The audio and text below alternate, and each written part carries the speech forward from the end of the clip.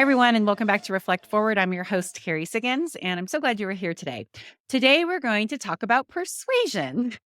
In life, it's very important to be able to persuade people to adopt your ideas, to consider your ideas, to ask your opinion, to orchestrate the outcomes that you want. Let's face it, we all want to be influential. We want to influence the outcomes that we want. It does not matter who you are, what kind of personality you have, where you are in an organization. We all want influence. And to have that influence, you need the skill of persuasion, especially as a leader. Right? As a leader, you are trying to share a compelling vision. You're trying to inspire people to change. You're trying to negotiate a contract, negotiate an acquisition. You're trying to convince customers why they should do business with you. It is literally a never ending pursuit of getting people on board and believing in the mission. And so today I want to talk about how you can be more persuasive, and you can do it in a way that inspires people to change, that helps people get on board and believe in the mission without feeling coerced or manipulated, because that's the worst, or sold to. I have a tendency when I really, really, really want to have a person buy into my idea, I oversell it. And that is not effective either. You've got to know when to stop pushing. So I want to talk about all of that today. So how do you do it? Number one, and this is my tip in life for everything, is use positive language. Positive language is so much more inclusive and inspiring than negative language.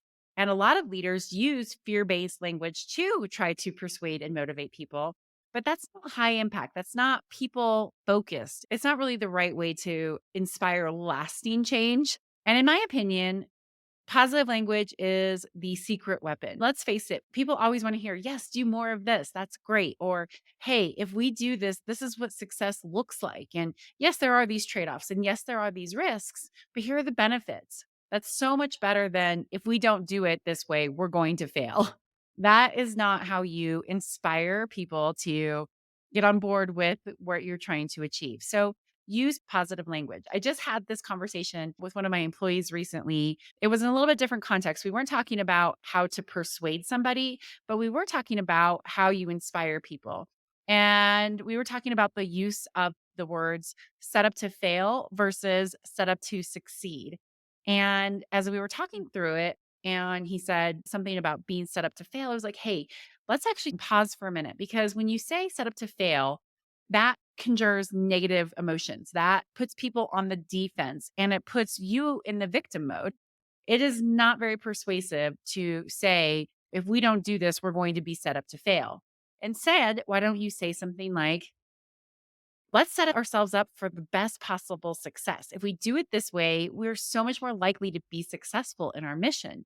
How much more inspiring is that? You literally can have the same exact conversation, but it has such a much more empowering feeling when you say set up for success versus set up for fail, all around the same conversation. So the use of positive language is absolutely my number one persuasion tool in your toolbox.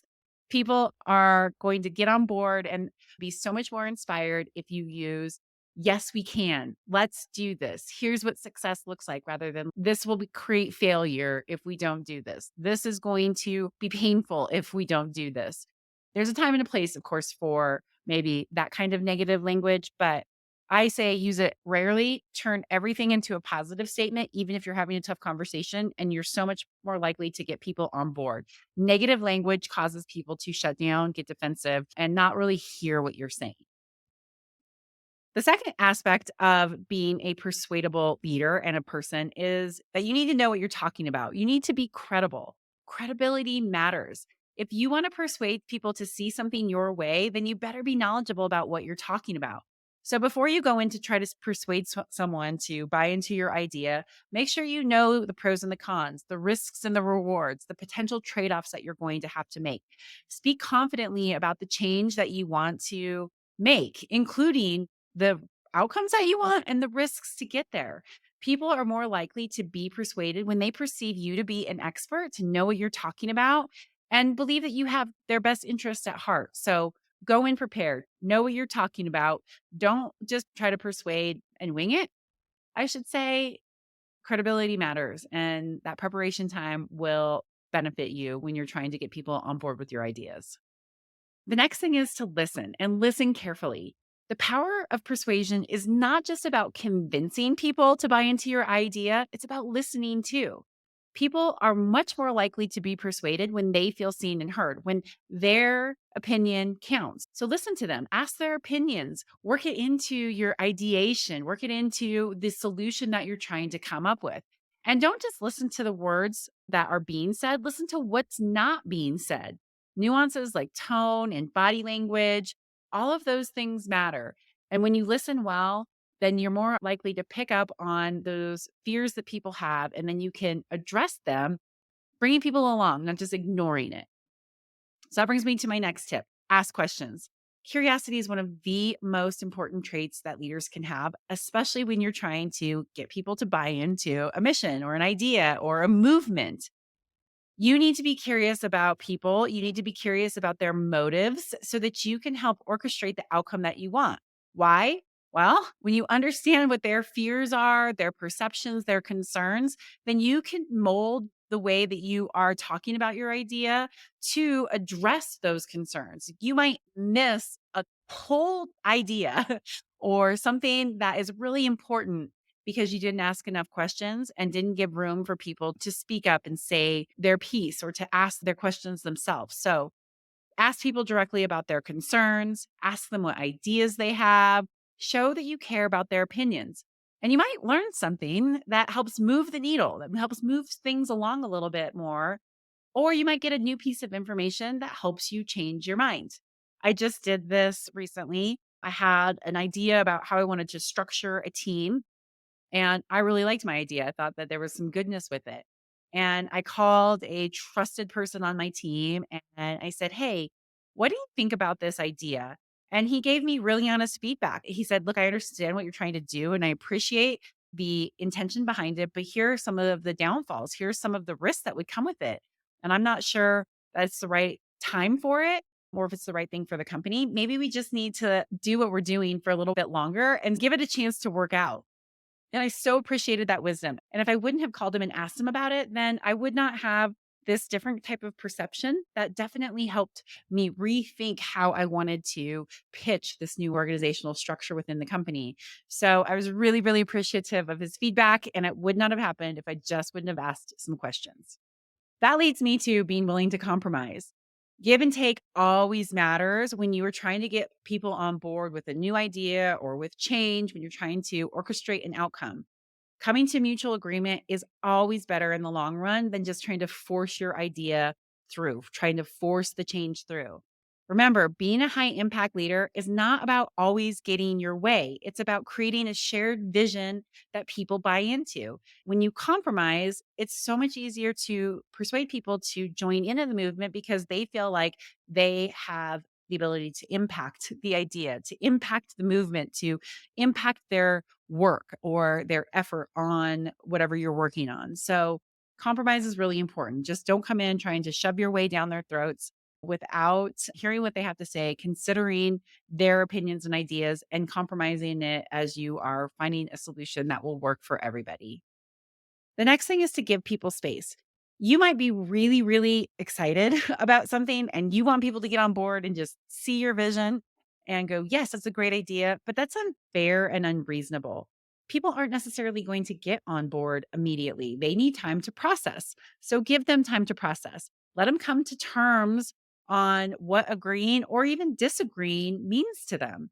People need that time to think. They need time to process. They need time to come up with the questions that they might not be able to come up with on the spot. They need time to process their feelings that they might have about something. Maybe this change is going to spark something emotional within them and they have an initial reaction, but that's not what their response is going to be as they process through the change and through the emotions of what something might mean to them. Give them a chance to sleep on it. Give them time to get on board or to ask questions or to maybe see your perspective without them having to say, "Yes, I'm in," immediately. And then finally, follow up. Rather assume that everything is good only to find out that people are silently resisting an idea or they're not really on board. I've made this mistake before where we talked about an idea, I pitched an idea, we brainstormed, everybody says, "Yeah, it's a good one." And I went and implemented it. And then later on, I found out that people were second guessing it and they went home, they had those second thoughts, they had questions that came up, but we were already moving forward and they didn't feel comfortable stopping that train. And so I learned that really what we need to do is always make sure we follow up and circle back and say, hey, did anybody have any questions before we go forward? Do we want to rethink this? Is this still a good idea? That helps. In fact, now we use the term, is this an idea or is this a plan? And we can brainstorm an idea, but very rarely do we just go marching off and doing it. Mostly we say, okay, sleep on it, think about it, talk to your team, come back with new ideas. Let's really make sure that we do our due diligence before we go enact this. And that has helped us make sure that people have the space to second guess things, to question, to sleep on it, to process emotions, all of that before enacting. So be proactive rather than, assuming everything is good or waiting for them to return to you. Give people that chance to ask clarifying questions, express concerns, and share with you maybe that they're not 100% on board, even if they said that they were, because they did sleep on it and had some questions. If you do this, it shows that you care about their opinions and their feelings. You want them to be part of the change and on board with it, and that you think that their opinions matter and that their opinions could potentially change the outcome of the decision and ideally make it better. I think that's a really important aspect of this. So those are my tips on how to be a more persuasive leader.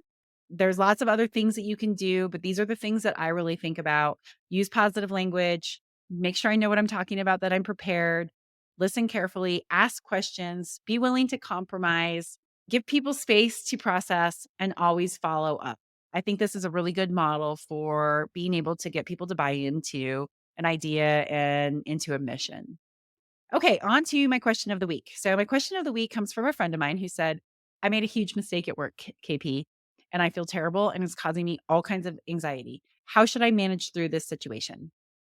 I love this because let's face it, we all make mistakes at work. I mean, like every day I make a mistake at work and it can feel embarrassing. It can feel overwhelming and you feel like, oh, this is something that's really going to hurt my career, hurt my relationships.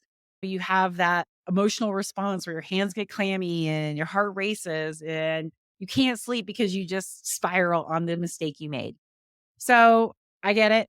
I understand. It happens to me frequently. So here is what I do when I make a mistake at work and I need to process it and acknowledge it, own it, and then move forward. So the first thing I do is I acknowledge my feelings. When anxiety sets in, you don't want to tamp it out, right? That's the worst thing that you can do. Don't dismiss your feelings. It's okay to be embarrassed. It's okay to say, I made a huge mistake. That's a normal part of processing all of this. It's our body's way of responding to a perceived threat. So it's okay to say, I really screwed up. I'm embarrassed right now. I feel anxious about this, and it's okay. I'm going to get through it. All right. So you acknowledge how you feel. The next thing is to pause and reflect. A lot of us want to just dive right in and try to fix what we've done. And some of us might want to just run away from it and hide from it. But if you take a moment to understand the error, what happened, then you might not make things worse. A panicked approach might lead to making things worse than if you just pause and say, I'm going to process what happened. I'm going to reflect on my mistake. I'm going to see the bigger picture. I'm going to be able to understand how the mistake happened, and I'm going to build a strategy on how to rectify it. That is how you can lead yourself through this situation so much better. So pause and reflect. Understand why you made the mistake, have a plan on what you're going to do, strategize on what you're going to do, so that way that you can go into the next tip, which is confess and rectify. Honesty and transparency are key, and people will forgive you for making a mistake. Most people will. Maybe 1% of the population out there might not, that holds on to things, but everybody makes mistakes and it's okay, especially if you are honest about it and you own it. So tell whoever you need to tell about your mistake as soon as you can, your teammates, your boss. And I know it can feel daunting and embarrassing, but remember, everybody makes mistakes. They're an inherent part of being human. But owning up to it is how you show people that you are responsible, accountable, and professional. It shows people that you have integrity, and those things matter. Those are all characters that matter. Doing things perfectly, that's not a characteristic that matters, right? We don't ever do anything perfectly all the time as human beings, but integrity does. How we show up when we make mistakes matters. So confess it and tell whoever you made the mistake, I have a plan to rectify it. So that goes into the next tip, develop a plan. After you've been transparent about your mistake, the next step is to say, here's how I want to solve it. So once you understand the root cause of the mistake, you can create a clear and concise plan on how you want to fix it. And if you have a plan to fix it, you can gain control over the situation. You can change the outcome, right? Humans can change the outcome of our situations. And we live in the past, right? We live in making these mistakes and we can ruminate on it. And we assume that the outcome is going to look a certain way, which can look pretty scary. But that's not true, especially when we have a plan to fix it, when we know we're going to take action. When you have a plan, it helps you gain control over the situation. You can go to your boss, you can go to your teammates, and you can say, all right, here's what I want to do. What are your thoughts on this? Do you have any feedback? And then you can take action. And that is how you can reduce your anxiety. And these next tips I think are so important is practice self-compassion and learn and adapt. And they go hand in hand together. Mistakes can hurt, but don't let them destroy your self-confidence. It's so easy to spiral into that negative self-talk, but be gentle with yourself. Making a mistake does not mean that you're a failure. It means that you're human. It means that you're learning. It means that you're pushing yourself to try new things. You can learn from this experience. And what you learn can make you a better person. It can make you a better leader. It can make you a better teammate, better spouse, better parent, all of those things.